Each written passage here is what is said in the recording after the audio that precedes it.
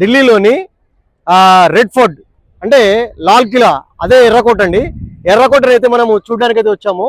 ఈ ఎర్రకోట దగ్గరలోనే ప్రతి సంవత్సరం ఆగస్టు 15కి ప్రధానమంత్రి గారు జెండా వందనం ఎగరేస్తారు.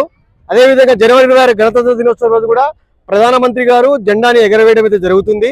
మరి ఈ రెడ్ ఫోర్ట్ గురించి మీకు చెప్పాలంటే 5వ మొఘల్ చక్రవర్తి మరి షాజహాన్ చేత నిర్మించబడింది.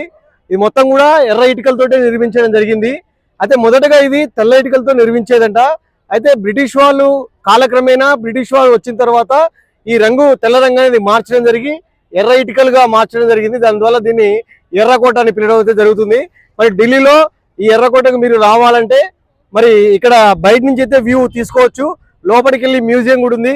మ్యూజియంలో అనేకమైనటువంటి రాజులు ఉపయోగించిన సామాగ్రి అయితే ఉపయోగించడం జరుగుతుంది. కనుక మరి ఎర్రకోటని మొఘల్ చక్రవర్తి సామ్రాజ్యంలో 1638 నుంచి 1648 మధ్య కాలంలో ఈ యొక్క ఎర్రకోటని నిర్మించడం అయితే జరిగింది. థ్యాంక్ యూ వీడియో చూసినందుకు మీ అందరికీ ధన్యవాదాలు.